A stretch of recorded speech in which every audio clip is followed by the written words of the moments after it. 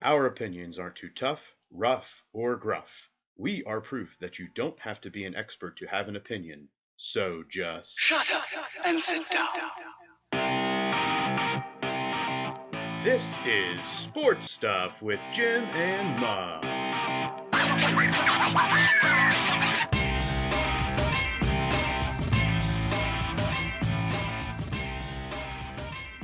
This is Sports Stuff with Jim and Muff. Ka-chow. Well, hello. I know that's the betting noise, but it's just been like eating at me every time we start this one. I just want it out. Why not? Let's go with it. I agree.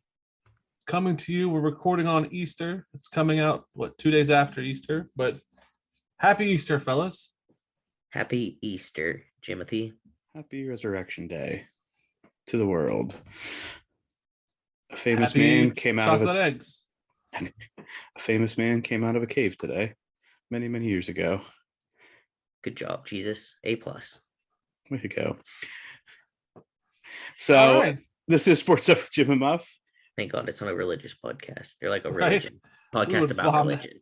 Not, right? I shouldn't say not religious. I'm going down a route hole. I'm going to climb. Yeah, let's keep going. This is a sports podcast, ladies and gentlemen.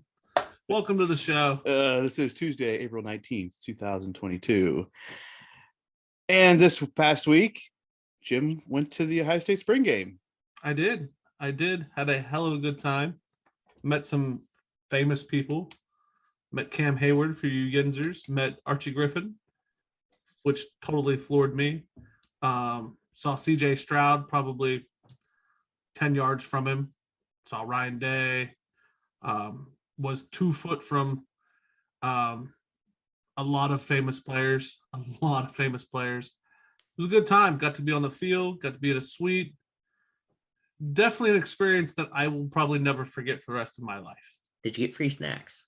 Free food out the wazoo. That's awesome. It was crazy. Did you get free booze? Did you booze it up? Booze bag? I did not booze it up. I had boozed it up the night before at Smoky Bones. Shout out Smoky Bones. Had a great date night with my wife, and then woke up hungover to go to this game. But it was a good time. Good time. The memorial. I tell you what, the memorial to Dwayne Haskins was something to behold. I never thought I would see something like that at a sports event.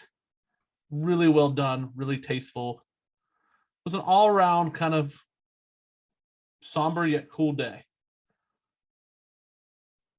I like it. Yeah.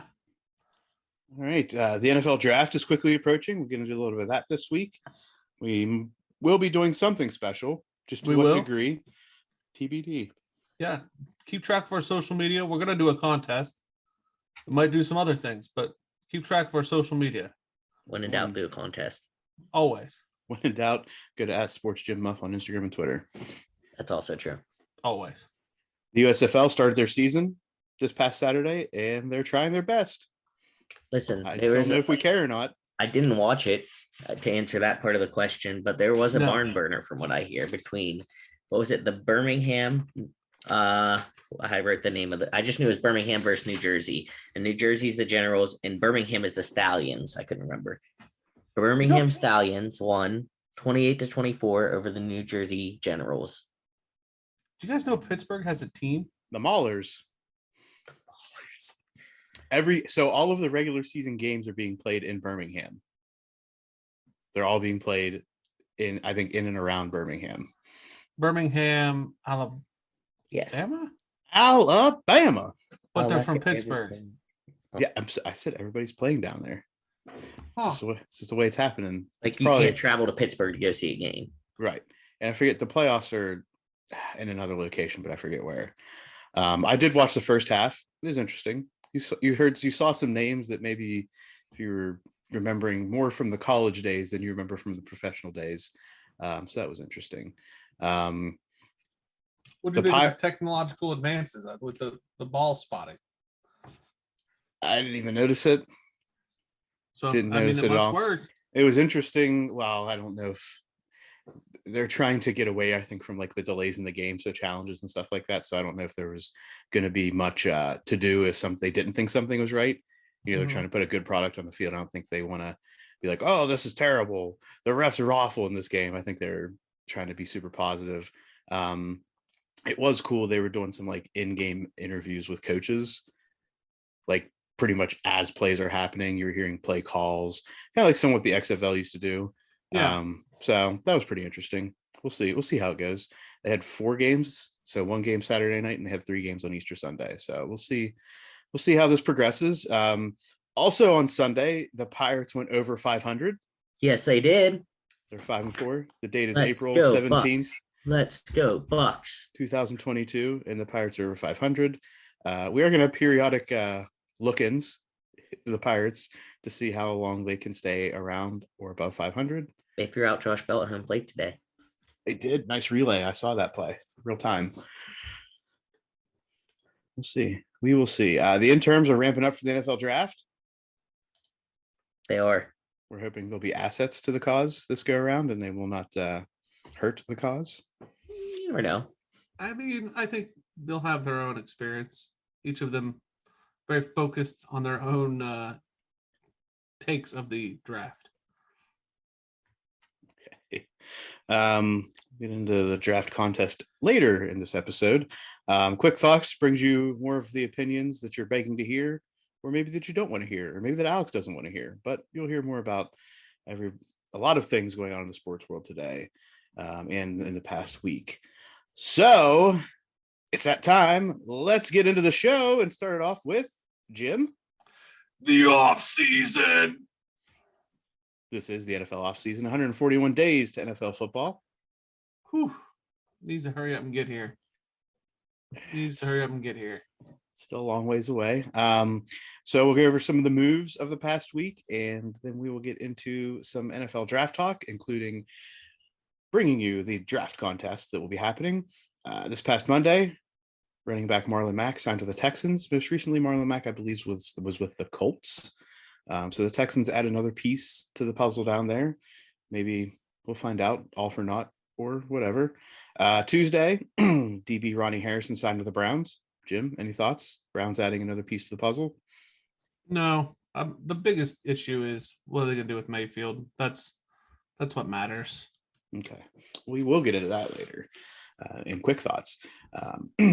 Also on Tuesday, Jim's number 1 team, the Chargers, signed wide receiver Jalen Guyton, tight end Donald Parham, and linebacker Troy Reeder. Chargers fan, what do you feel? I feel like this is probably the most moves that they've ever made in an offseason. So I feel like this is going to be their time. I think they might make a run. I feel confident, which could be a trap for me. So when's the last? Yeah, it's trap season. It's not even a trap game at this point. Yeah, I just feel like I could be totally wrong. Yeah.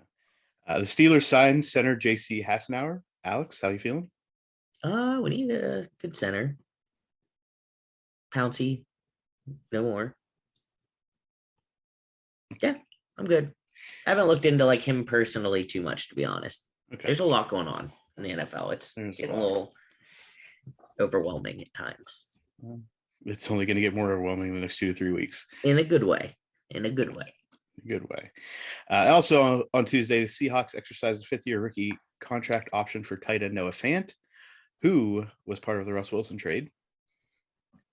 Going into Wednesday, the big day this week, or at least the biggest deal of the week, the Raiders are extending Derek Carr to a 3-year deal worth $121 million, making him the 5th highest paid QB annually.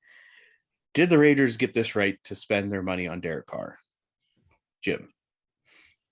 I'm going to say yes. I think that this was the right move. I think he is the franchise quarterback for them. I think that they need to prepare for, at the end of this 3 years, which they notoriously have not done. I think we need to move on from him, start looking to the future.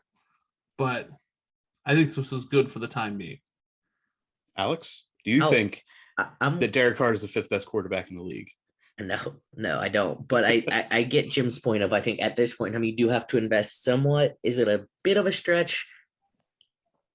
Yeah, but they have some weapons around him. So I think saying I think right now, if I'm like, this is stupid, I'll eat my words by the end of the season. I think the Raiders do something good this year. It's a little Rams vibey. Yeah. Does that make sense? Yeah, it is. I will be interested to see ultimately. I mean, the Raiders they've been successful over the past 2 or 3 years, right? It's really about, can they get over the top? And obviously Devontae Adams joining them should help them. Yeah, I think you have a run game, you're getting a pass game. Derek Carr is not a bad quarterback by any means. I kind of like it. I think it's a little high, but I like the thought of it. Yeah. So I know Deshaun Watson. We know Carr. We know the guy in City. The name's escaping me right now. Patrick Mahomes. So that's 3. Who's 4 and 5? Like, who are the 2 I'm missing here? Aaron Rodgers. And Josh Allen. So if Mahomes, you're looking at Josh Allen, and Aaron Rodgers makes sense. Deshaun Watson, I can't say that he was worth the money the Browns spent. You're going to find out in the next 2 or 3 Right. years. Like, you can't say definitively. Mm-hmm. But, like, who else would you put up there that should be paid in that range? Well, let's go through the top 10 here. Let's see what we can find. Number 1 is Aaron Rodgers at $50.3 million annually. 2 is Deshaun Watson, 46. Mahomes, 45. Remember, Mahomes is signed for like a 10-year, $500 million deal. Josh Allen's at $43 million. Derek Carr is 43.5. And then you have Matt Stafford and Dak Prescott, followed by Russ Wilson, Kirk Cousins, and Jared Goff. So I think you have to look at what comparably, if you're saying what Derek Carr is just a tiny bit behind Josh Allen. Are we saying he's a tiny bit behind? Or are we saying there's Josh Allen and then everybody else? Well, the Super Bowl winning quarterback from last year isn't even a top 5 paid quarterback. I don't think he's that good. He's better than Derek Carr. Yeah, he's definitely better than Derek Carr. He just has better weapons around him. Yeah. I don't know. I think Matt Stafford's genuinely better than Derek Carr. I don't think. Yes, he has. You wouldn't have said that when he was in Detroit. Well, wait. I may have still put them in the same boat. Matthew Stafford in Detroit was probably higher paid than Derek Carr. I'm saying, as quarterbacks, if Derek Carr stays where he's at at the Raiders with the weapons he has now, then Matt Stafford is in Detroit. Well, yeah. Who's worth more money? This is all theoretical. Who's worth more money at that point? Matt Stafford with Calvin Johnson is worth more money to me. Okay. All right. Can't say that, the Ford family was putting a whole bunch of money into the other things going on there. I just think that maybe Derek Carr's worth the money that he's getting. We'll find out. TBD. I think Dak Prescott probably should be in that talk. Why? What has he proven? Yeah, no, I'm not. That's fair. All I'm right. not jumping on the Dak Prescott train with you. Come on, calm down. Take your mojo moments and go home, Jim. I do like those mojo moments. I'm bought into the hype. You're right.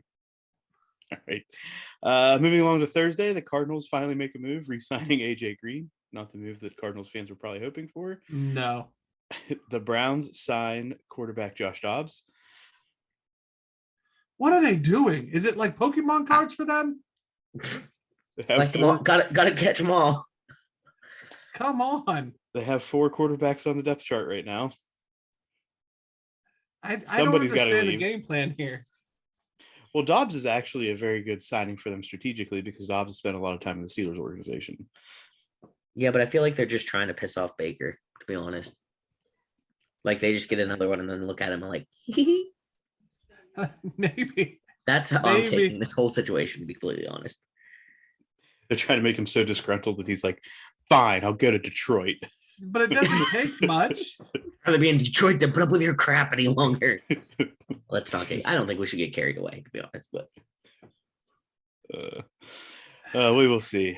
The Packers finally bring a wide receiver into the fold. They signed former Ravens wide receiver Sammy Watkins. Woo! I don't feel like they did much to here. I still am that's another organization I'm confused by. Like Aaron Rodgers, you stayed, congrats. And now we're gonna rob you blind of all your weapons. And then we're gonna give you garbage. Yes. And the Seahawks signed quarterback Geno Smith. Shout out West Virginia, Alex, for you. Hail to West Virginia. Hell. How does this help the Seahawks? I think who he now takes him to have the Super Bowl. He's not even the starter. Drew Lock is the starter. Projected Geno Smith, and they have Jacob Eason. Jacob Eason, I believe, played at Washington. Sounds right to me. I've seen some mock drafts that like Seattle might pick up somebody at quarterback. It would make sense. So like there's another organization where they got their Pokemon cards and they're gonna pick up a quarterback. So it's confusing. Then on Friday, the Colts signed former Panthers and Patriots cornerback Stephon Gilmore. Okay. I think this is personally, I think that Chris Ballard in Indianapolis is collecting the right pieces for them to be competitive. I'm not going to say they're a Super Bowl competitive team, but I think they are at least year over year going to be competitive with Chris Ballard at the helm. And I think it's just one of those small upgrades that's going to help that team make a playoff push. So see where it goes. I like the way the Colts organization is going, is what I'm saying. Yeah, I think it's a sound organization.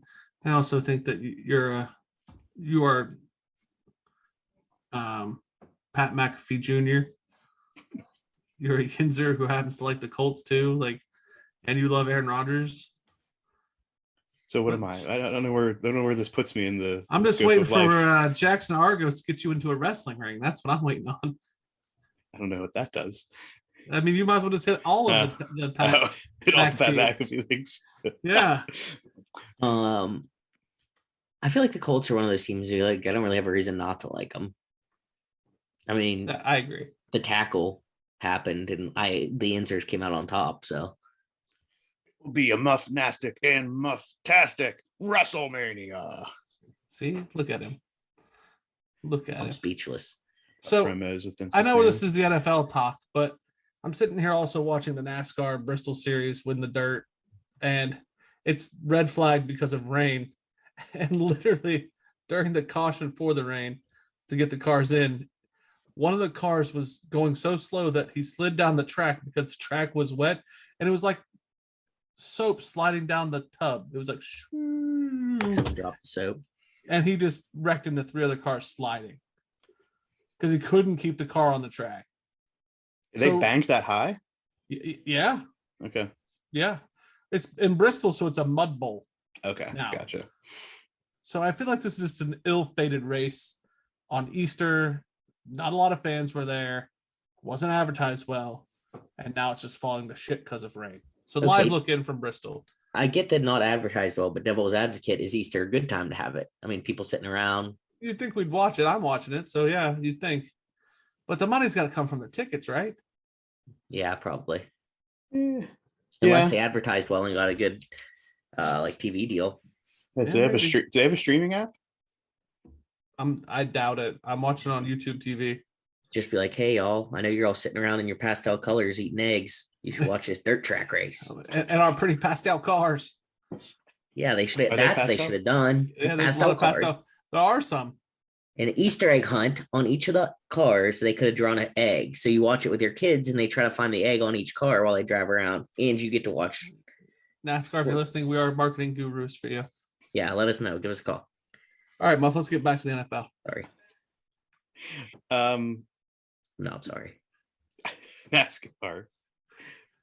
Are they turning left, Jim? Well, unless it's raining, then they're just trying to keep turning every way they can to get on the track. So what kind of cars are they using? Now you got me interested. Regular car, regular NASCAR. Is it the stock car that? It's the stock car of stock cars that's supposed to stay has stock. That has all the problems? Yes. Okay. Well, yes. Let's find new problems on the dirt track. That's what they've done. Yeah. All right. Moving in. This is the precursor to the NFL draft. So the NFL draft first round taking place on April 28th, the Thursday.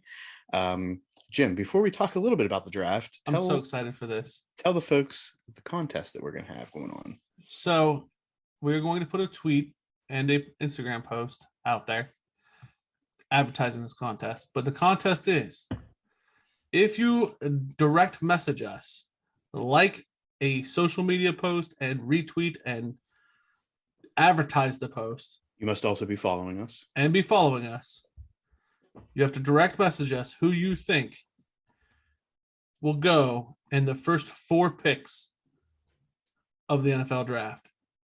The person who gets the most right or the most accurate wins a prize. And you do not have to pick the correct team, correct? You just have to pick who pick 1, 2, 3, and 4 The is. people. Because I don't want to get the trading thing. I don't want you to have to figure all that out. Who you think the top 4 picks will be in the NFL draft? That is at Sports Gym Muff on Instagram and Twitter. On Twitter, you must like, retweet, and be following us. DM us your 1 through 4. And on Instagram, you must also like and share, and then DM us your 1 through 4. So that's how you can get on the action. What do they win, Jim? We're gonna do a cash prize or a gift certificate. I haven't decided which one. And definitely one of our stickers. So, but there's going to be a cash/gift certificate prize. That's what I'm thinking. Bingo, bango, bongo. Alex, Muff. who are you going to promote this to? Give us one name of somebody that you're going to call out right now. Ooh, Who should be doing this? And it can't be Nate. Yeah, Nate Right. doesn't count. that would be cheating. Yeah, not Nate. I think that. Oh man. I think I might just try to promote it at work. There we go. Any of my work peeps. That's good. I'm calling out Wilk. Does Wilt count? Yeah, I was think trying to so. think like, So we're saying You know what? non-regular guests, Yeah. huh? I should call That's out like Brandon and Paige, who win all of the other contests. Can I call Big Bob? Sure. Call Big Bob out. Ooh, I'm calling Big Bob out. That's a good one. I would call out Garrett, but I can't call out Garrett because he's a guru. Can't call out Hugh because Hugh's also a guru. Yeah. I think you can call out Keith. I'm gonna call I'll out give you Keith. Keith. Keith's a good one. I'm gonna call Keith out. Okay. Keith Stone. Make it happen. All right. So into the draft. As a reminder to the world, the top 10 picks go as follows: Jacksonville at 1, Detroit at 2, Houston at 3, the Jets at 4, the Giants at 5, Panthers at 6, the Giants from the Bears at 7, the Falcons at 8, Seahawks at 9 from the Broncos as a result of that trade, and rounding out the top 10, the Jets with their second pick coming from the Seahawks. Additional notes about our teams: the Chargers picking at 17 in the first round, Jim. Yeah. Alex, me and you have the Steelers picking at 20. We do.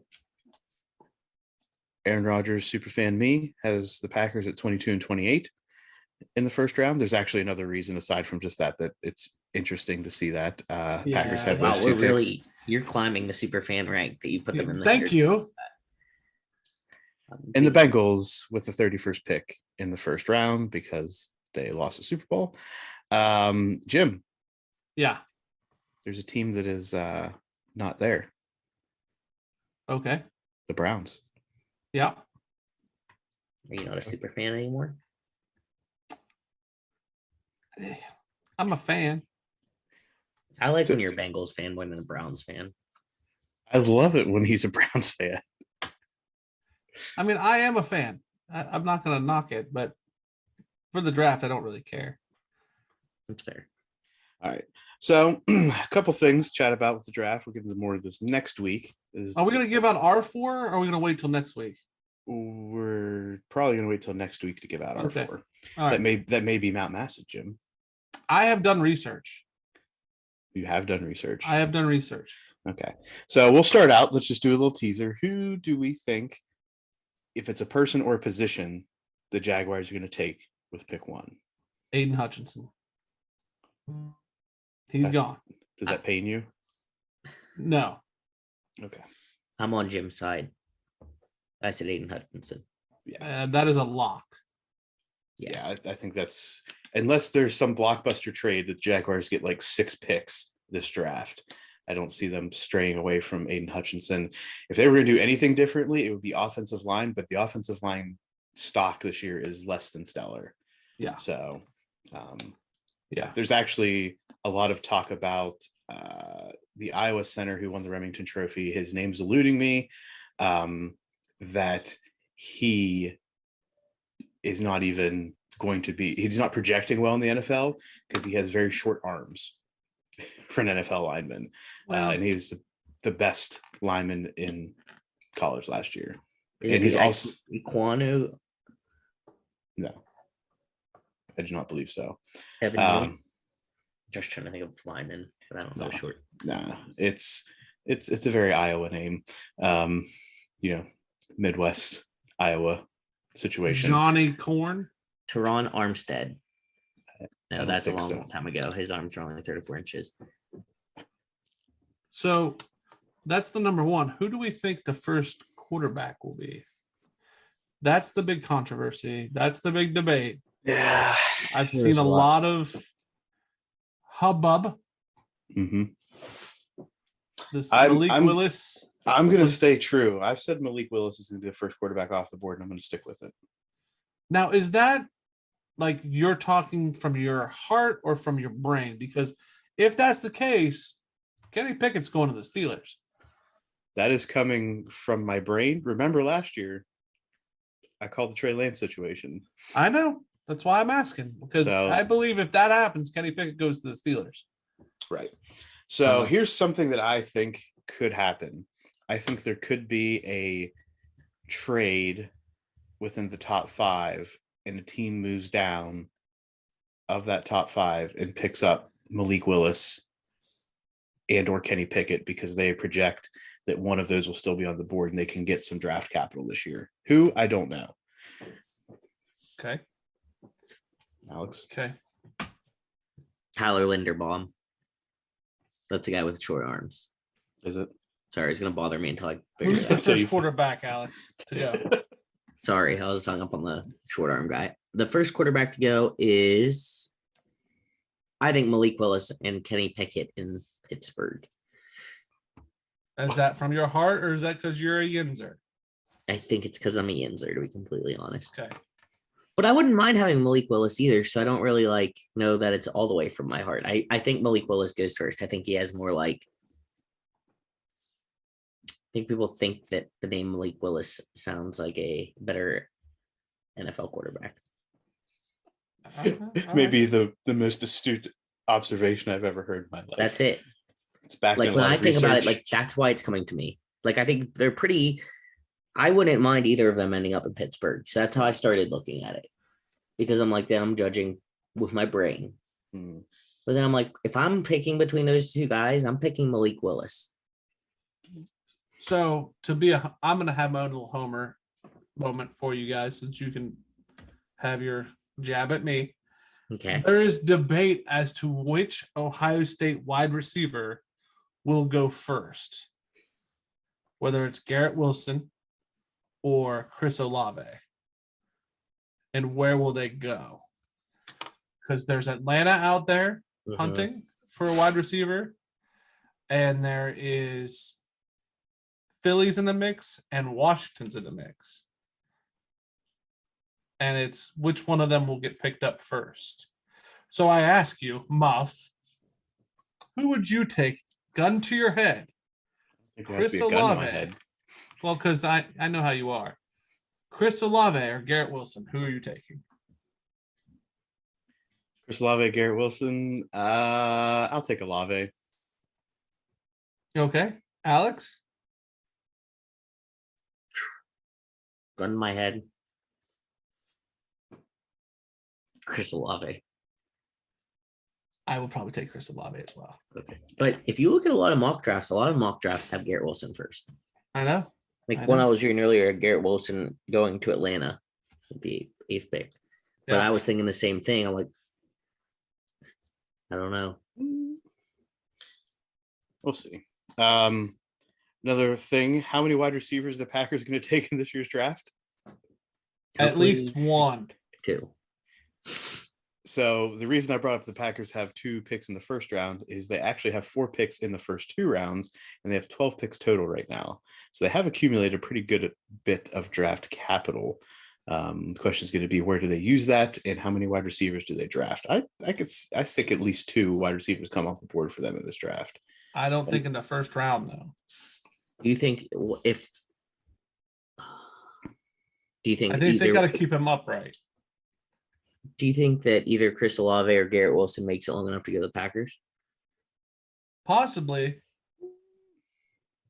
Falcons at Possibly. 8, right? We've talked. Well, the Giants could also be looking for a wide receiver. Yeah, but I don't think maybe. I don't think the Packers could get either one of those guys.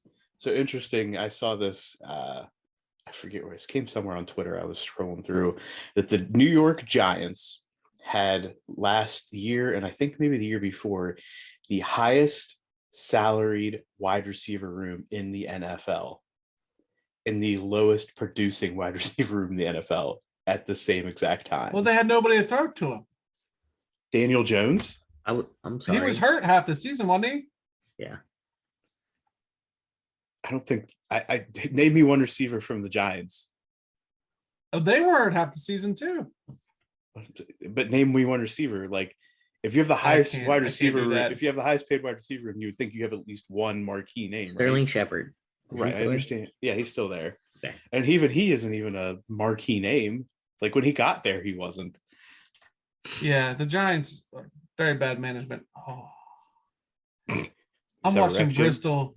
I'm watching Bristol, and like they have Bobcats out there basically trying to restir the dirt, and it's basically mud. Like, when you said Bobcats out there trying to restir the dirt, my mind did not go to like the machinery of Bobcat. I went to like, like Bobcats? Like that was what they're using to go out? Like, are they pawing at the dirt? I don't know why. I think it's just been a long Easter day. I'd say. And that's where my mind went. I was like, that's cool. Right. Also, again, NASCAR, give us a call. Marketing idea. Say you're bringing out the Bobcats to stir up the dirt. Bobcats and release a bunch of freaking Bobcats. I promise I'll watch. Leashes. Yeah, I agree. Oh, yeah. No leashes.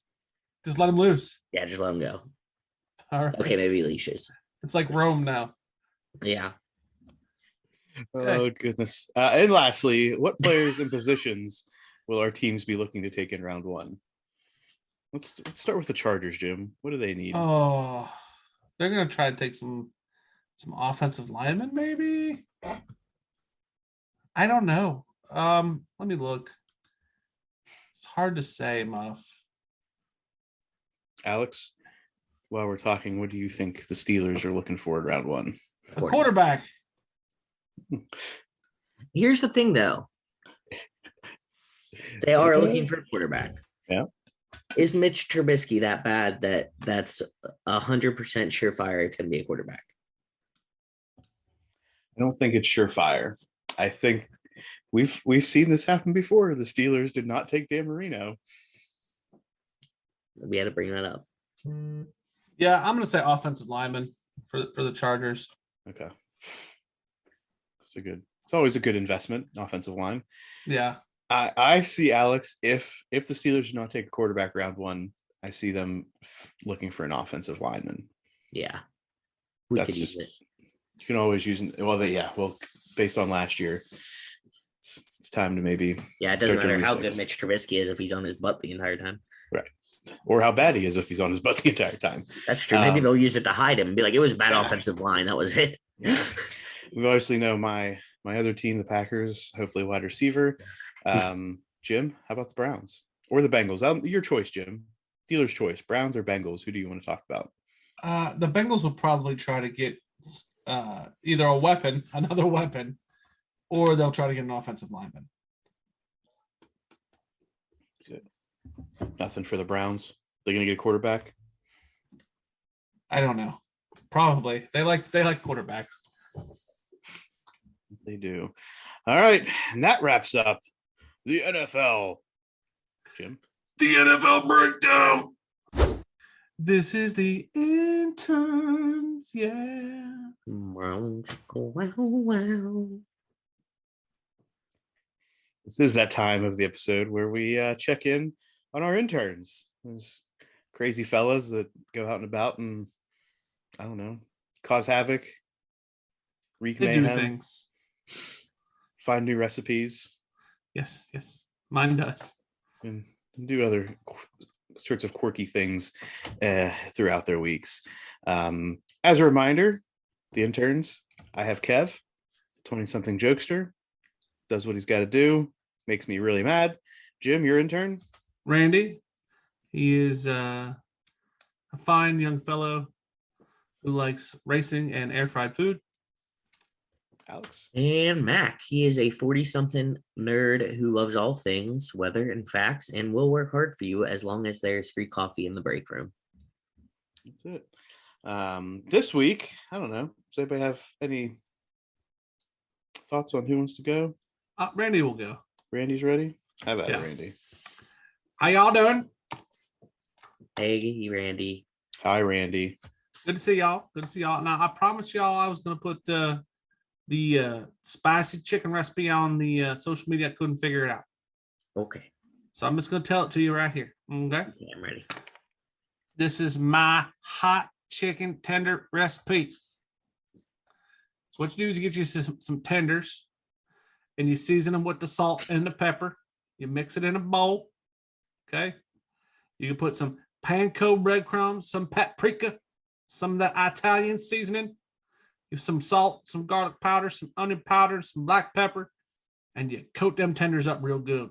Put a little milk in there. Drain off the excess milk. Then you coat that chicken with the breadcrumbs. Okay. You make sure it's all coated up real nice. Then you throw it in the oven, 375 degrees, the air fryer. You let it cook for 14, 16 minutes. That's the beauty of an air fryer. It's quick. Okay. Then you flip it about halfway through, cook it a little bit more, boom, done. Then in a different, this is where the beauty is. In a different pan, you bring up your hot stuff. 2 tablespoons of brown sugar, 1.5 of cayenne pepper, 1 tablespoon of paprika, 1 tablespoon of dry mustard, 1 teaspoon of garlic pepper, 1 teaspoon of salt. You put them all together on medium heat. You let that thing simmer, and then you rub down that chicken so nice, so smooth. Give it the old Randy rub down. The Randy rub down. That's right. And then you got the hot chicken. You put that on some nice sub bun. You know what I mean? You know, nice sub bun I'm talking about, Alex? Yeah. You butter the bun. You get the little butter on the buns. You toast them buns. Put the chicken on there. Buddy old bread. So good. So good. I tell you what. Now then it's so hot, you get these little sniffles, you know what I mean? Clear out the sinuses. It's good stuff. Okay. Do you get a little potato chips with you? What's your favorite potato chip, Alex? Usually if I eat chips, it's Doritos. You get the Doritos, get the hot, spicy Doritos, double the spice. That's a good idea. I'm putting them on there. You be shooting fire, but it's a good fire. It cleans you out. That's my recipe. You mean my sinuses? I should be talking. I mean it all. I was gonna say. This sounds like a mix of wasabi and Pepto-Bismol or something. I was gonna say maybe we'll market it for like colonoscopies. If you need to do that, do that. It's gonna burn a little bit, but it's worth it. Thanks, Randy. It's colon blow. Now Randy, listen. Yeah. Randy, I have a question. Mm-hmm. You are a fan of the NASCAR. I am. There's a dirt track race going on. What are your thoughts? What do you think about this whole thing? I like to slip it and the sliding. I love when the rear end kicks out, but it's raining right now. And this isn't really dirt. This is they sprinkled some dirt on some pavement, and they think it's going to work. But you know the real racing, Muff, starts next week. Talladega, baby. Lots of wrecking, lots of rubbing, lots of racing, baby. Give me Talladega. I'm pumped. Let's go. All right. Thanks, Randy. What anything for next week you're looking at? Any new sports? I'm gonna give you the results of Talladega. I might be a little drunk. I'm not gonna lie to you, because I'm probably gonna drink one for every wreck. So you might get a drunk Randy. Drunk Or if I, it's, already. I, if I it's might super also safe, do you a may be little. sober. Yeah, maybe. I'm gonna do a little research on the draft while I'm at it. I might get you my favorite names for the draft, but I'm also gonna watch Talladega. All right. Fair. Fun times, Randy. Fun times. Let's get to Mac. See what Mac's got going on in life right now. Yeah. So last week Mac was going to give us a little bit of an update on the camel racing he talked about last week. Hey, this is Mac here. I heard it's my turn on this thing. I looked into the camel racing y'all were talking about, and I found out that these camels can run like 40 miles per hour. I mean, that's faster than I'm allowed to drive in my residential neighborhood. 40 miles an hour. And they're primarily made for betting and tourism. So maybe next year you guys could have a special camel racing segment on sports stuff, betting stuff. All right. I did find out a little bit of nefarious stuff where in Qatar, that's what we're calling it now, Qatar. That was the right words. I found out that they had child jockeys and they were making the kids drive the camels and they got in a little bit of trouble. So in 2005, they made a rule. You got to be over the age of 15 to drive the camels for the betting purposes and pretty much all other purposes. Just they didn't want the little kids driving the camels anymore. They were doing it because they're real light and agile and stuff, but not good. And then in 2007, apparently they switched to some robot camel jockeys. So got kind of weird after I went down that rabbit hole. So I came right back out. Robot jockeys. Yep. You found any footage of this, Mac? Didn't go down that rabbit hole there, Muff. Seemed like I was about to bite off a little more than I could chew, you know? But I agree. I'll maybe I'll find a picture for you and share it on the Twitters. On the Twitters. You get it to Bernard. Is Bernard still like alive, Jim? Bernard doing good things? What's He's Bernard up? fine. We keep Okay. him quiet in the basement. He's Okay. good. Still firing up the Twitter machine here and there. Hey, y'all, I've been looking at these here names. Did you know that there's Ahmed Sauce Gardner? He's going to be at the draft. Played for Cincinnati. His Maybe he'll give you a nickname good is Sauce. saucy I'm air going to fryer. try to talk to him. Wonder what kind of sauce he's talking about. You know what I mean? Hot sauce. Let's hope. What's Mac got on tap for next week, Alex? I think next week I'm going to try to get back in my lane. I got a little out of my lane there with the camel racing and things felt a little weird. So I think I'm going to look at the draft as well, because that seems like the next big sports thing coming up. And I'm going to take a look at some of these guys and kind of where they go to college. And if they get drafted where we think they might get drafted, is the weather going to be the same? You think they'll be playing in a dome? I don't know. Something to look forward to. All right. I can sweet. get behind that. That's nice. Yeah. All right. And lastly, Kev. Kev is last this week because I hate him. He's definitely not number one on the list anywhere right now. His task this week was to be better. Last week he ruined, or he was part of a couple weeks ago ruining North Carolina's championships hopes. Doing some things the floor. Yeah, not good. Situation. He tried to redeem himself at the end with the whole Mark Emmert Kansas City Jayhawks thing. But yeah, that was really it. He was to be a better human being and just get as far away from me as possible. So let's see what Kev's got going on. Kev, you there? Yo, Muff, I'm back. So I know you want me to get away. You want me to get away from you. So I took your advice and I got out of the zip code. You know, try to get away, do what I got to do. But I did stay within the state. I stayed in Pennsylvania. I ventured to State College, Pennsylvania, because I thought I'd mean something to you if I did something about Penn State and then any Lions. So what I've tried to do this week and what I've been trying to do is to join the Nittany Lions football team. Yeah, we are Penn State, do all that stuff. Why? Well, this past week, Sean Clifford said he's coming back, and I thought maybe I could join and be a tight end. They had a lot of good tight ends recently. I can make it to the NFL, make the dollars, get it back to the sports stuff with Jim and Muff peeps, and you all could do big, big things. So why I wanted to go back, since Sean Clifford, he's starting an NIL agency. And I wanted to get while the getting's good. Maybe we can get some money while I'm there right now, get some good dollars and get exposure for sports stuff with Jim and Muff. So what I've been doing is I've been hitting the weights, getting my cardio, getting my numbers up so I can give you dudes all the content you'd ever want inside State College, working with Sean Clifford, getting that NIL, those stacks on top of those stacks for you guys. It's going to be the greatest. It's going to be the bomb.com. I know that's old stuff, but sometimes you gotta go. Maybe that's my thing. Bomb.com. Maybe I'll get sponsored by somebody. Maybe not the right time to say the things, but I'm gonna do it. I also, while I was there, got some of that Penn State Creamery ice cream. Don't tell my dietitian. They're trying to get the LBs down, but it's my one true vice, guys. Get that ice cream from the creamery. I mean, also I like to tell people to fuck off too, but what are you gonna do? So that's what I did this week. Your language is a little concerning sometimes. Thank you. Hey, I'm not trying to make Muff more mad, so I'm not gonna tell you guys to fuck off. But you know what I'm thinking. Got it. Oh, that hand gesture you just gave it away. Got it. I no hand gestures. There's no hand gestures. I use my mouth. Use my mouth to tell you guys to fuck off. I don't need any middle fingers. All right. Let's get back. Do my thing.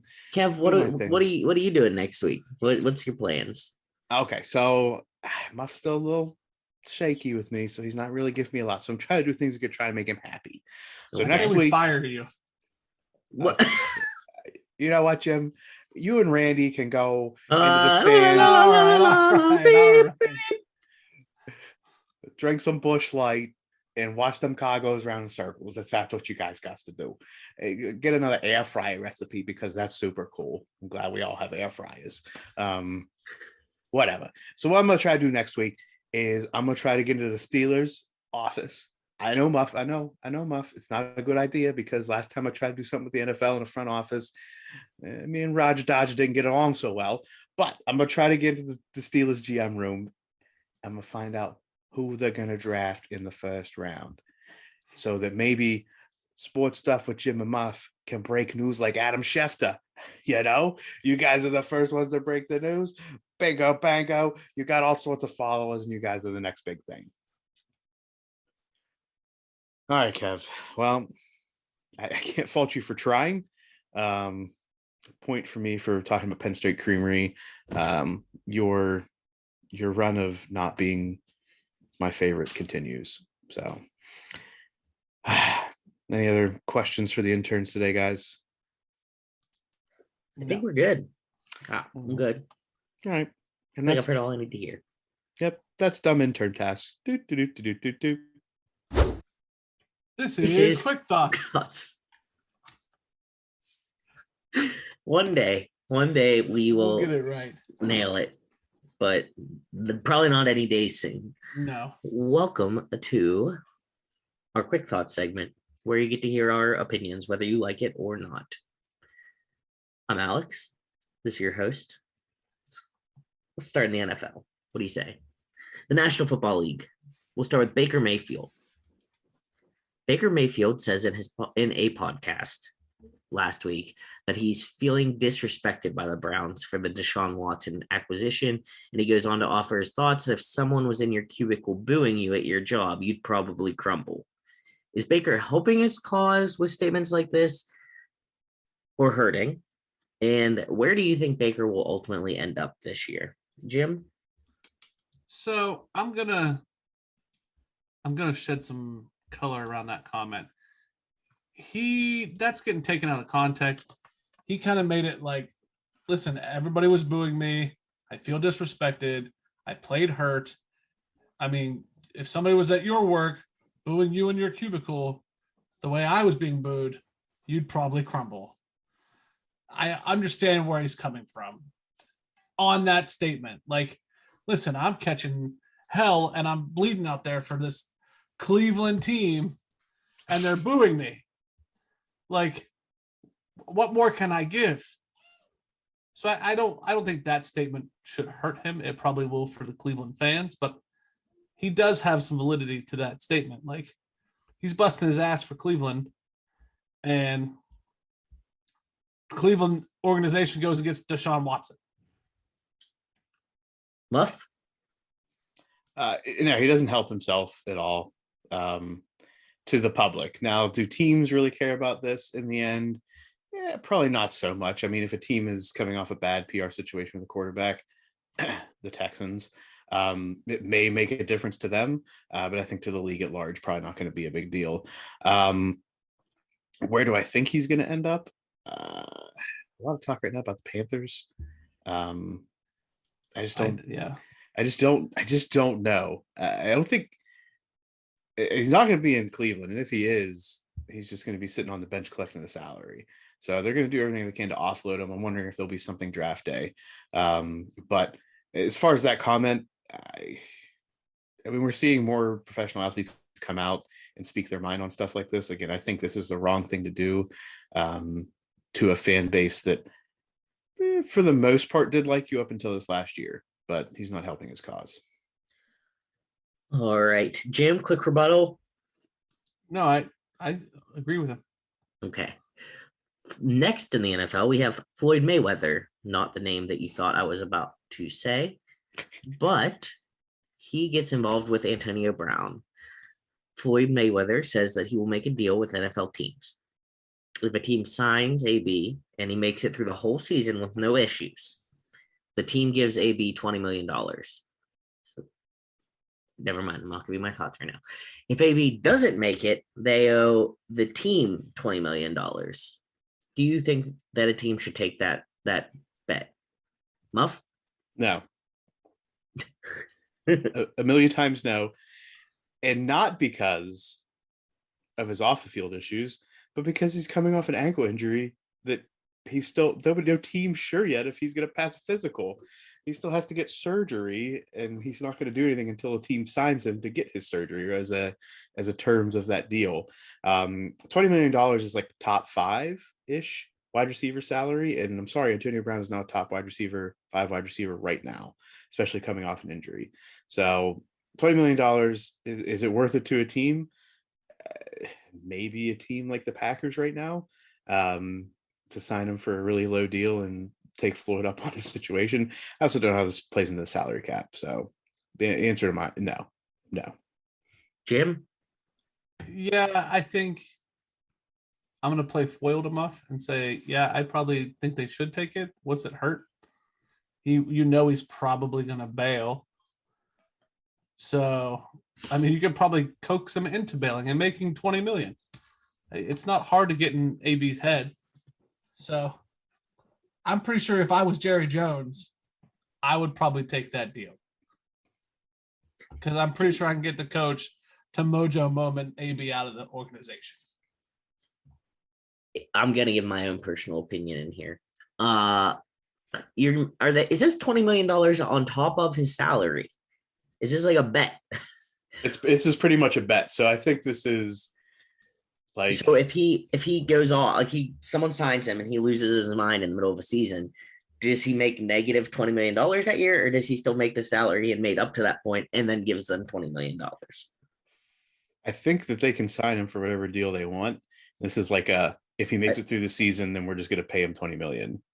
I just feel like you shouldn't get paid to behave yourself when you're making millions of dollars to play football. That's my final statement, I think, on AB. Right. Moving on to this league, the NBA, National Basketball Association. We are in playoff time, baby.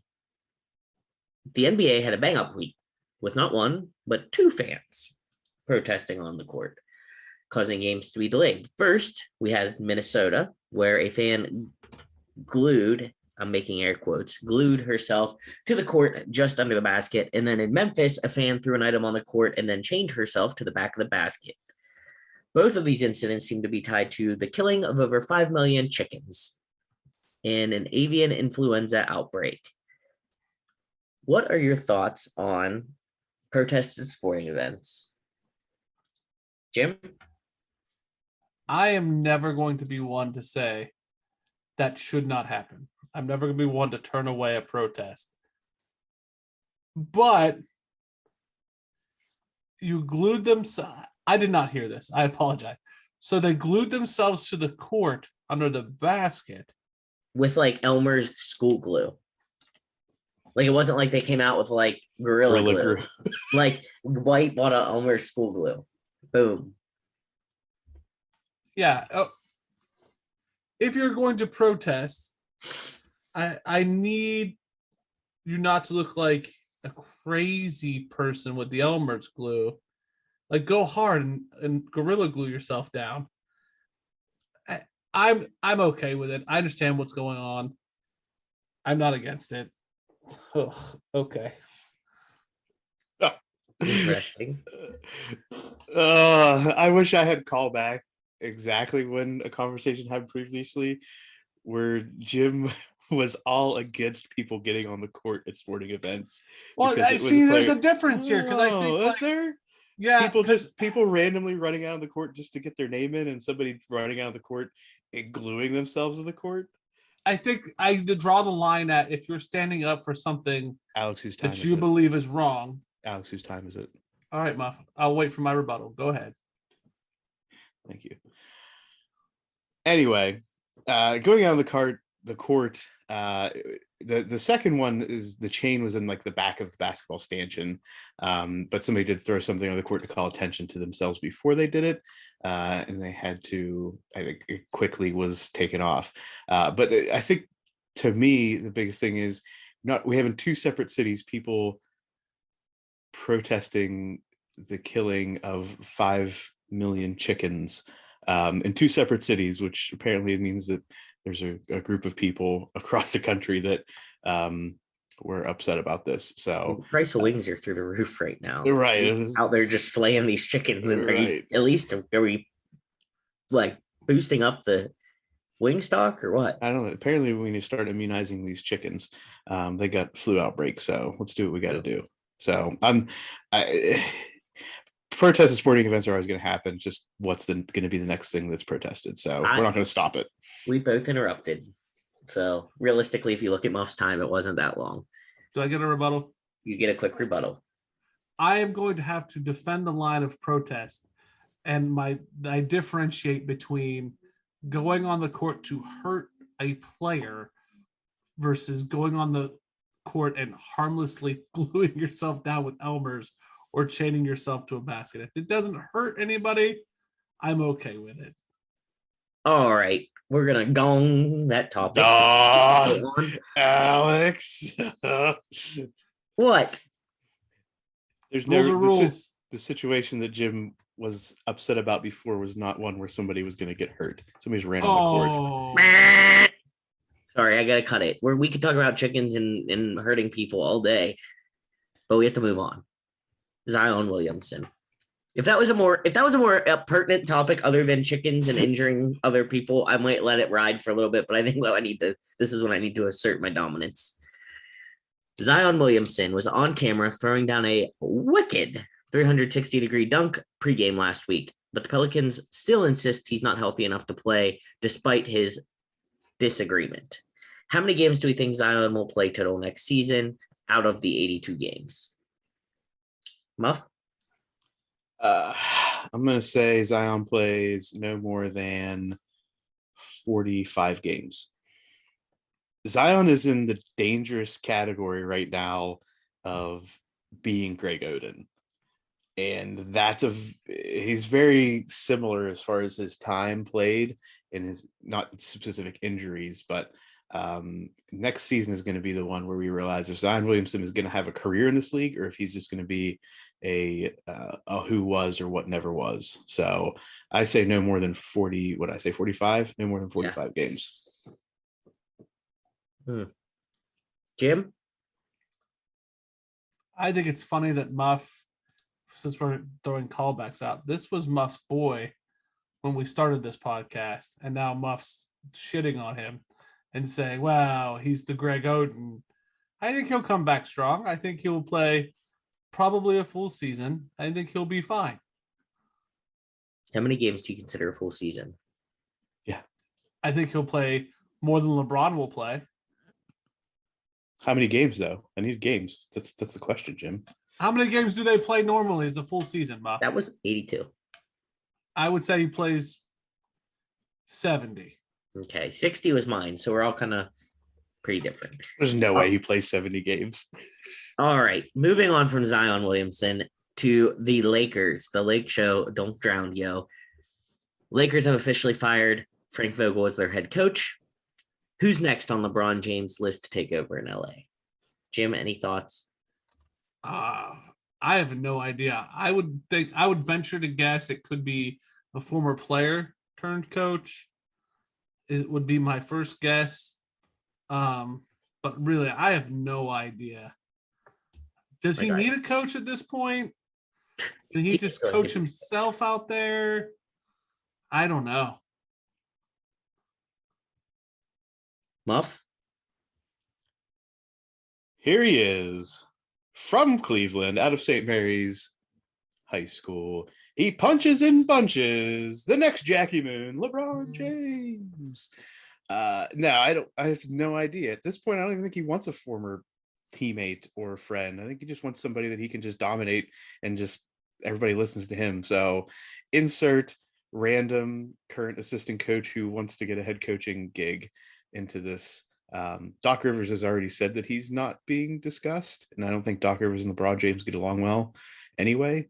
I don't insert head coach here. Yeah. All right. Well, we'll have to wait and see because I'm kind of with Jim. I don't really have any thoughts overall who I think it would be. But we'll stay in the league and we'll go to the Brooklyn Nets.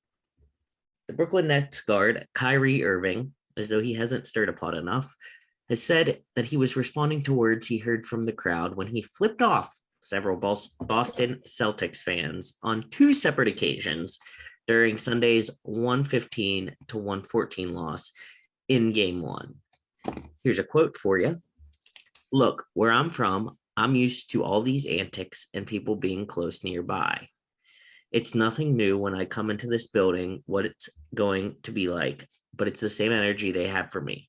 I'm going to have the same energy for them. He scored a team high 39 points in 42 minutes of play. Muff, thoughts?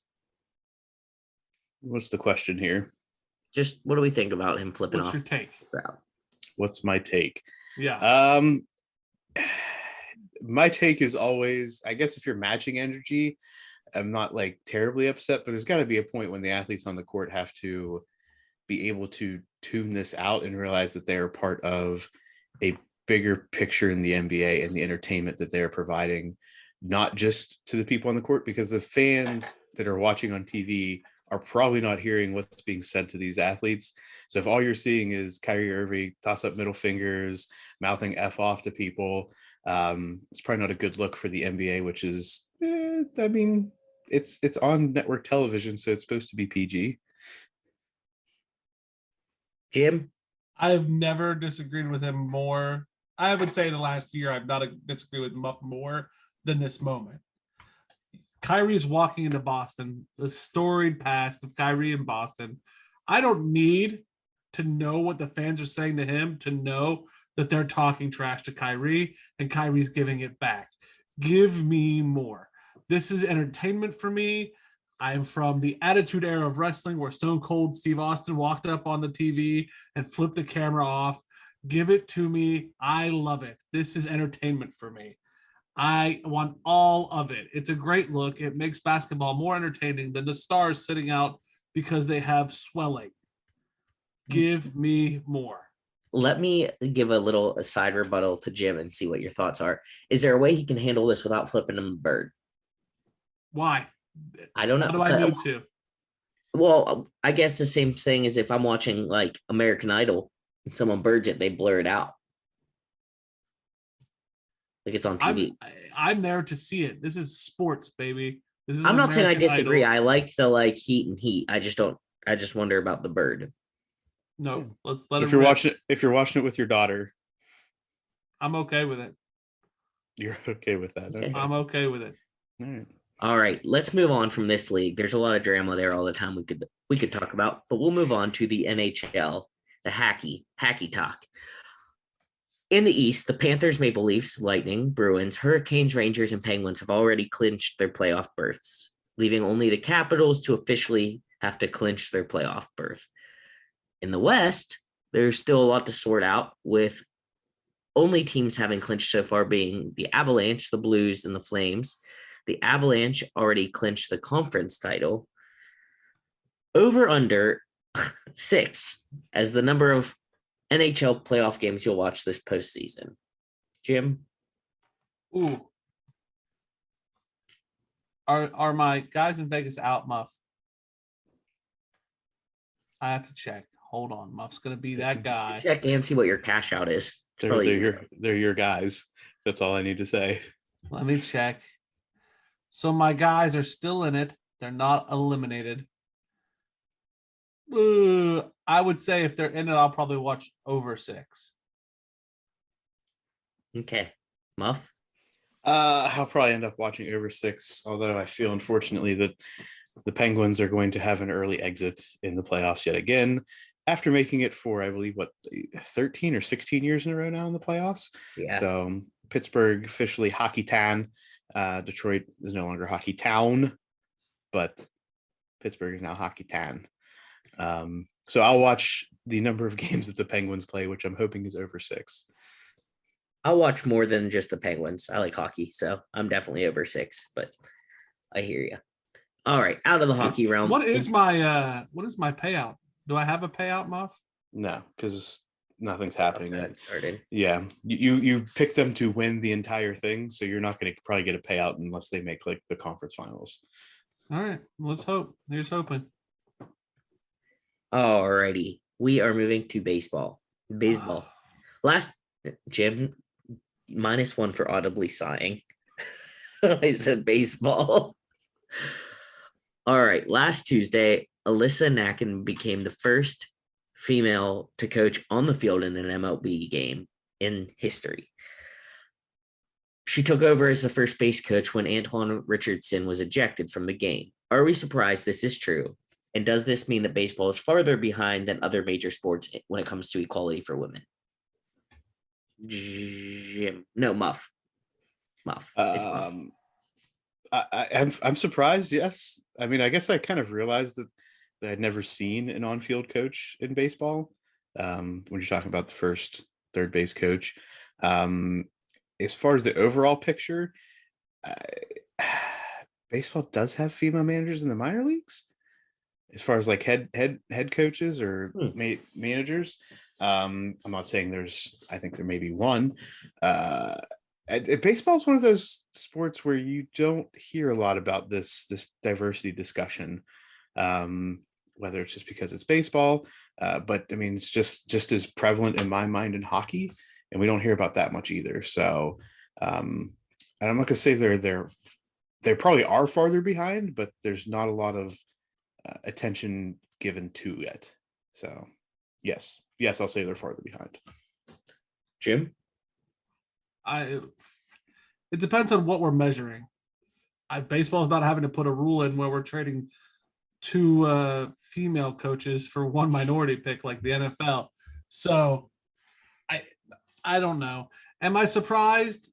No, I can't say that I'm surprised. I think that this was happening in the background. Like, we had talked about baseball putting females in positions like this. I think it's cool that it happened. I don't know that baseball's any farther behind than any other sport right now. That's fair. I don't know.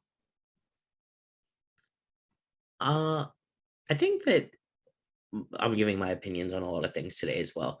But when you look at baseball as a whole, I feel like they actually are pretty diverse as far as the players go. I think it's just the gender roles of diversity, like the women. But if you look at it, there's a lot of nationalities playing baseball. Mm-hmm. So that's my take there. Moving on, staying in baseball though. Sorry, Jim. Clayton Kershaw is pulled from a perfect game through 7 innings by his manager, Dave Roberts, after having thrown 80 pitches. There's only been 23 perfect games in the 220,000 plus games in Major League Baseball history. Would you come out of the game like Kershaw did, Jim? Yes. Why? Yes, I would. Because I've thrown X number of pitches. I don't care about the perfect game. I want to win. I want to be able to throw for my career and make that money. I'm assuming that my manager is looking out for me for the long run and the longevity of my career and the team's overall outcome. Muff. Keep me in the game, coach. I've only thrown 80 pitches. Mm-hmm. If I get to 100, pull me. I don't care when it is. Pull me. But Clayton Kershaw, I mean, he's already accomplished. He's already made all the money. He's already thrown at least one no-hitter. I think as far as like his career, the perfect game is that's like the elusive thing to all major leaguers as far as the pitcher. I would want to stay in the game if I was him, but again, it's probably, I'm assuming he was on a pitch count and it's early in the season, so I get it. But if I was a competitor, I'd want to stay in. Yeah, no chance I'm coming out. If I throw 110 pitches, I'm staying in for that perfect game. I feel like that is an exclamation point on his career, but that's my opinion on it. That's our last topic though, in quick thoughts. I did give out points this week. We'll start with, we'll go over Muff's points first. It's a little more simple. He got a +1 for the thought of Baker being traded during the draft. I agree. That was a good point. Yeah, I didn't really think about that as an option, but that was a good point. You also got a +1 because I agreed with you talking about the players having to learn a little bit of self-control as in the NBA. Like, I just got, okay. That's rude. Wow. Rude. We're not going to blur that out. All right. I may or may not have just gotten the bird from someone. It was either Jim or Muff. I'm not going to out who it was, but one of them gave me the finger there. If this is the first in the video content that goes up, good job, Jim. Good job. So Muff ends the night with 2 points. Jim, let's move to your category. Well, you lost a point right off the bat because you literally started the segment with pure Ohio homer. So I was like, that was too soon, right off the bat. I don't even remember what you said. I just wrote -1 Ohio homer. Okay. You were all on Baker Mayfield being in Ohio in general. Okay. Oh, good grief. All right. It defend the guy for catching shit. You got a +1. So I'm at 0 now. Good. For supporting that people morally have a right to stand up for things they believe in. I didn't necessarily agree that on-court protest is the best way, but I like the sentiment of your statement. Thank you. You got a -1 because you interrupted Muff. Back to negative. Good. Yeah. You also got a -1 for audibly sighing when I said the word -2. So you got your score this week was -2 and Jim's was +2. And now I have now I'm +2 middle fingers from either Jim or Muff. So does you get more minuses for 30 double birds? I was going to take away more points, but at this point, I just don't. I'm not going to pour any salt in the wound. This is, you know what I like in this too? I like this to Jim's shotgun approach in betting after like week 2. He's just like, screw it. I can't make up for it, so I'm just going to toss it all in. Throw it all out there, buddy. I think that wraps up quick thoughts. Come with us on a journey to Mount Massive. Hello. So this week, we're going to tackle, in the spirit of spring games and college football, we're going to pick our top 5 college programs since 2000, or what I'm calling the modern era. I'm going to go last. Okay. I'll go first. Go ahead. I have zero problem going first in this one. So I put together some stats, put together some analytics that we can use here. Number 1 for me, I think this may be a consensus number 1. We'll find out. Alabama, 6 national championships since 2000. They have the 5th best winning percentage, which obviously was due to in the 2000s.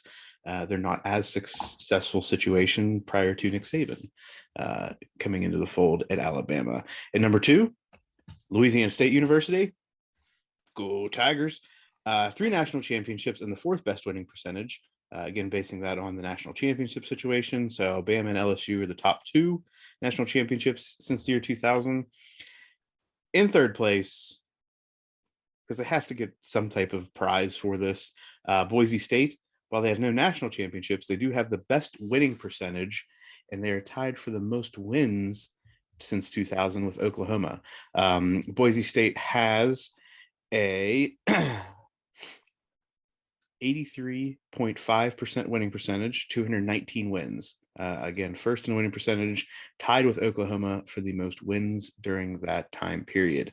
And in fifth place, I have Clemson, 2 national championships, 7th best winning percentage. Of the teams with, I'm sorry, I jumped, didn't I? I jumped number 4. You did. It was maybe intentional. 4th, Ohio State, 2 national championships, 2nd best winning percentage. 4 and 5 again are the teams with 2 national championships and then going off their winning percentages. So Ohio State at 4, Clemson at 5. Of the teams with 2 national championships, these are the 2 that have the best winning percentages. The other teams with 2 national championships, USC and Florida. There's my top 5. Alex. I like it. I'll go next. Number 1 for me is also the Alabama Crimson Tide. I think that's an obvious first choice. Number 2 for me is the Ohio State Buckeyes. Pains me a little bit, but no, I'll respect where it's due.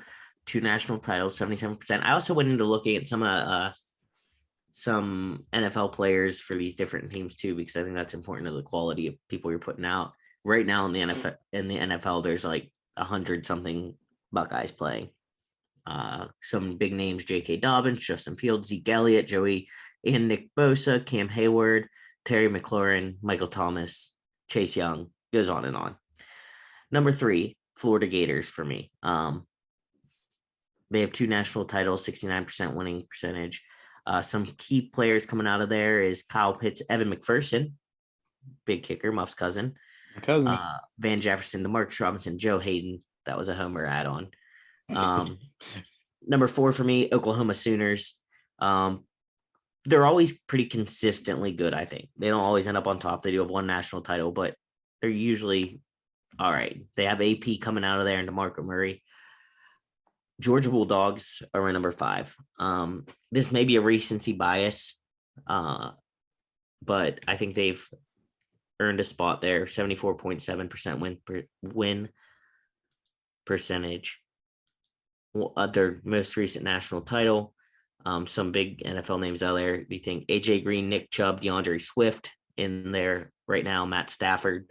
And then old school Hines Ward again, homer pick, probably my all-time favorite football player, Champ Bailey and Herschel Walker. So I think they've earned their spot for me in the top 5. Also, my honorable mention was going to be App State. They have a better win percentage than you think. So Okay. Jim? I did mine solely on the eye test, just to piss Muff off. I think I can't disagree with you guys. Alabama number 1, Ohio State number 2. I think basically on the NFL, you know what? I'm a homer. Ohio State number 2. What pained me was I had to put Clemson number 3. I did not like it, but in terms of out and out winning and consistency through the 2000s, I like Clemson. Then I put LSU and then Florida. I think you've all hit on the reasons, but this is my order. Anybody want to disagree with anyone here? I don't really disagree with anyone. I don't like LSU as much as you guys do, but I guess I really can't go against 3 national championships. Yeah, I'm not a fan with if looking at one specific, Clemson being ahead of LSU on your list, Jim. I have a huge issue with Oklahoma on Alex's. Yeah, Clemson. Huge. I'm just using it, looking at Jim. If Clemson consistency, if they were consistent in the 2010s is when Clemson's been consistent. They have a 73.9% winning percentage, 196 wins, whereas LSU has a better winning percentage at 77% and 201 wins in one more national title. So it's tough. It's tough for me to say that Clemson's has a better program than LSU in that case. So But on the eye test, I just think they're a better program. okay, Clemson over Oklahoma. They have 2 national titles, Uh-huh. but look Boom at their roasted. look at their wins. National titles. So that's what you're saying. You didn't really go eye test. You went national championship. I took the whole picture as a whole. How many national titles has Clemson gone to? And how many has Oklahoma gone to? I don't know. I don't know that answer either. I don't care if you went. I think year to year, Oklahoma's had a better shot of being in a national title game more times than Clemson has. Clemson had a couple. That's because their conference sucks. And the ACC's that much better.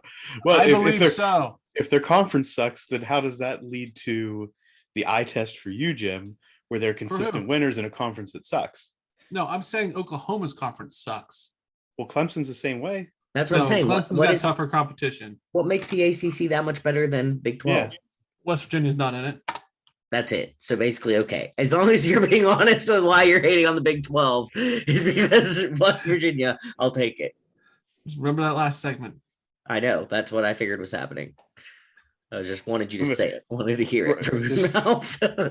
Put this in your memory bank, Alex, for the fall. Whenever Jim talks about Clemson winning the ACC, which is a garbage conference, just keep this in your memory bank. Oh, he already admitted that he's basically stirring my pot because of West Virginia. Absolutely. I'll give him that. Yeah, absolutely.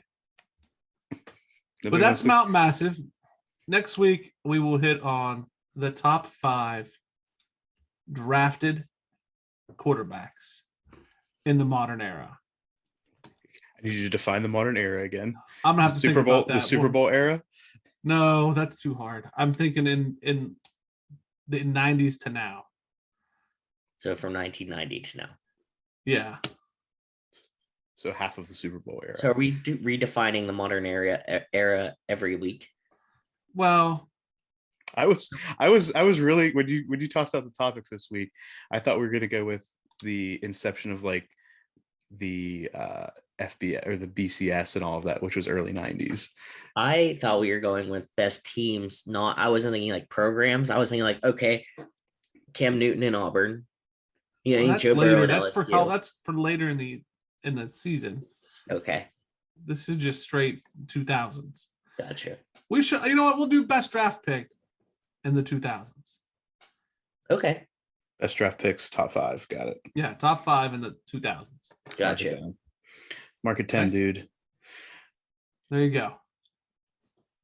All right, and that leads us to the end of the show.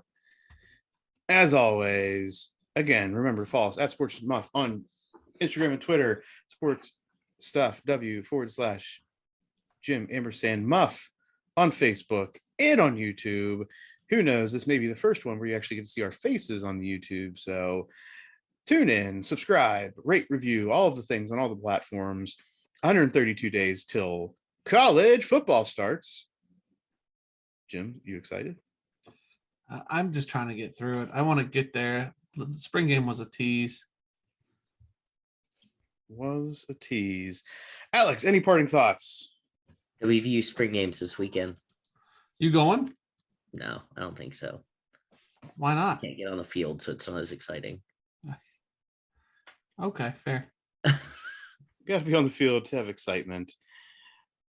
And if you find yourself on the field with a Sports Stuff with Jim and Muff sticker or any other apparel that you would like to flaunt, or you want some apparel to take to your next major sporting event, let us know, because the way that this rocket ship continues to go to the moon is by telling a friend, making a friend, and be Friend.